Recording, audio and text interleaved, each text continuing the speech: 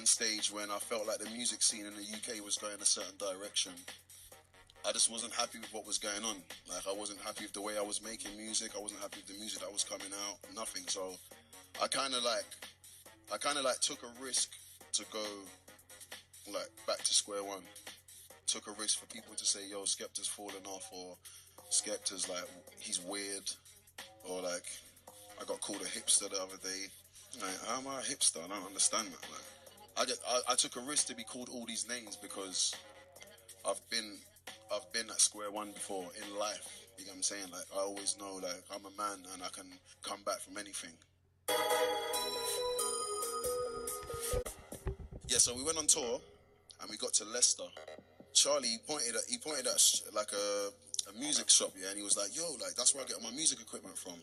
And something happened in my mind. I remember someone saying to me one time, like, a carpenter isn't a carpenter if he doesn't have tools. He could tell everyone he's a carpenter, but if you ain't got tools, how are you a carpenter? Skepta, you are a musician. Why do you not have a studio? Like, why don't you have a studio? You should have a studio. So I was like, you know what? I'm gonna buy a studio and put on the bus. This might sound like American rappery, but I'm gonna put my studio on the bus and like just do what we're doing. And that's when we made Tour Bus Massacre. Me, Krept and Conan, we made Tour Bus Massacre on the bus. Down.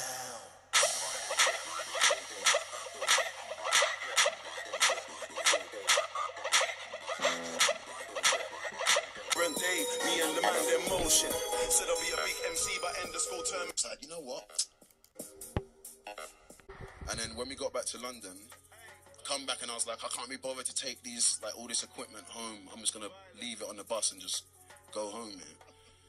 When the taxi turned up, I said, oh, fuck it, man. Like, just use all my strength I had, yeah. I just put all the stuff back in the taxi and I took it home. And for the first time, I was able to like wake up at 4 a.m. with a thought and just hit the computer, like really free, like doing my thing, like, and it was like, shit, Blacklisted was made. It was made so naturally, like sleeping in the studio on the floor, like waking up, just doing little bits and bobs like here and there, and Blacklisted was made. And when I made it, for me, like, Konnichiwa was gonna be great, yeah, but Blacklisted for me was like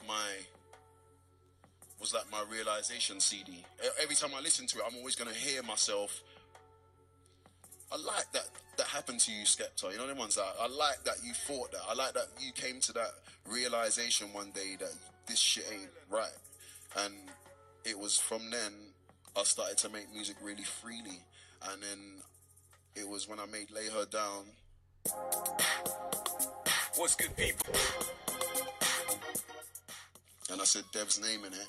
He contacted me and said, boom, boom, boom, let's make a tune. And like, that was probably the first, for me, that was the first like relationship that I had like with another artist from far away.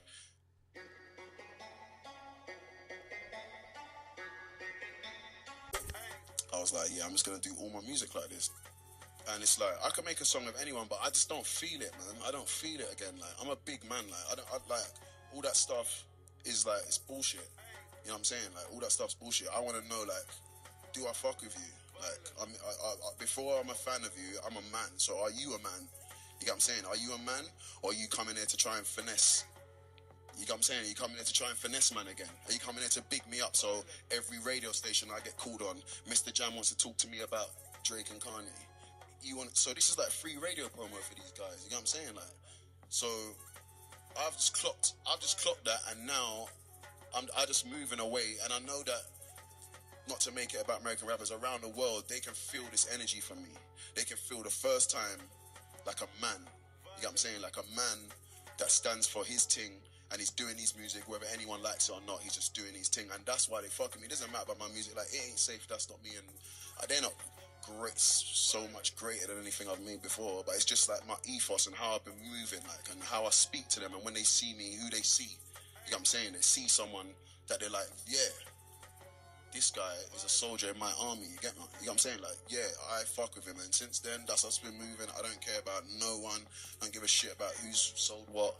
If I like you as a person, we're going to make some music together. It doesn't have to be the first day we meet each other. I don't want to make a tune. I'll be meeting rappers. I don't want to ask them for nothing. Not a drink, not fucking Rizzler, nothing.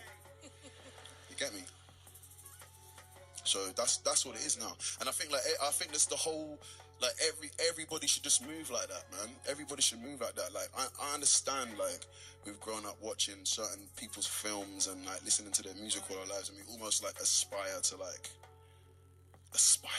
like, you go to America and you've got an American SIM card. Oh, where's Hattie? Oh, she's in America, you know. What's her number? +1. Oh, she's made it.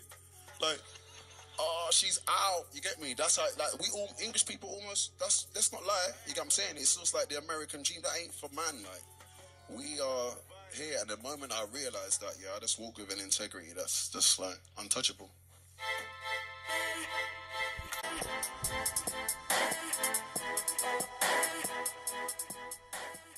Well, it started with the music, because I'm sure anybody could probably wind their way around these people.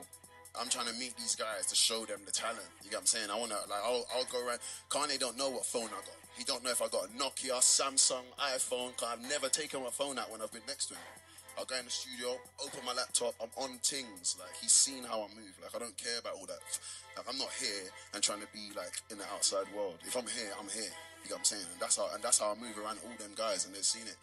It started from, like, Blacklisted, when I made Ace Hood Flow. See, that was me saying, like, I've been keeping my ear to the streets. The UK ran out of ideas, everybody in cars, American beats. So I learned, that's what I thought the state of the game was. Like, I was like, this is bullshit, man. This is shit. Like, making, like, covers of everyone else. Even though I was doing covers, I'll do covers before or whatever, but I still had my own music. Some rappers' actual whole career is like freestyles on other people's beats or whatever. So I was like, cool, I said that, bits and pieces, kept it moving. And then Virgil, he tweeted about us or whatever. I remember everyone was saying, whatever, man, don't try and jump on Graham now, whatever. He posted like a blog that he did like years ago of when he was speaking about Jamie, like how innovative he was to make t-shirts. Like, and with his crew name and sell them, and how sick that is, because now everybody does that. You know what I'm saying? But Jamie was mad early on them waves, so he was talking about that. Time went by, Lil Ian came to London, people was talking to him about me. We linked up, and I remember when we linked up, like, we just linked up. We didn't have no plan to do anything. We was just chilling. We was going to a couple parties. Yeah, we was just chilling for ages, man. And then we used to just like watch different freestyles. And I was saying to him, like, yo, like, I feel like we can bridge the gap between New York and London, not on a musical wave, but like as a people. Because artists always try and like collaborate and think, and you see people on Twitter, they're like, yeah, that's it, like, this is it, it's done. We fucking. But music is not. If it's not on the street in real life, it doesn't mean anything, you know. And I think that's probably what the main thing that we try to do is. When I was going to New York, I ain't trying to go to like no fancy places with like rappers to go and pop bottles and shit like that. Like Ian would be like, yo, like, go and link this guy, or whatever. And I'm the same with him when he's here, or whatever. Where do you need to go? Do you want to link my man? Yeah, go and do the. So when I went to New York, I was going to No Wave Radio. And it was weird because I was listening to Rat King. What's that song I said? "A Piece of Shit." Yeah, I used to listen to "Piece of Shit" all the time. And I went to No Wave and I saw Wiki in the radio station, and he was like, "Yo, Skepta," and I was like, "Wiki." And he was like, yo, I'm a big fan. I said, brother, I'm a big fan of you lot as well, fam. Like, he was like, yo, okay, we started freestyling, did a couple freestyles.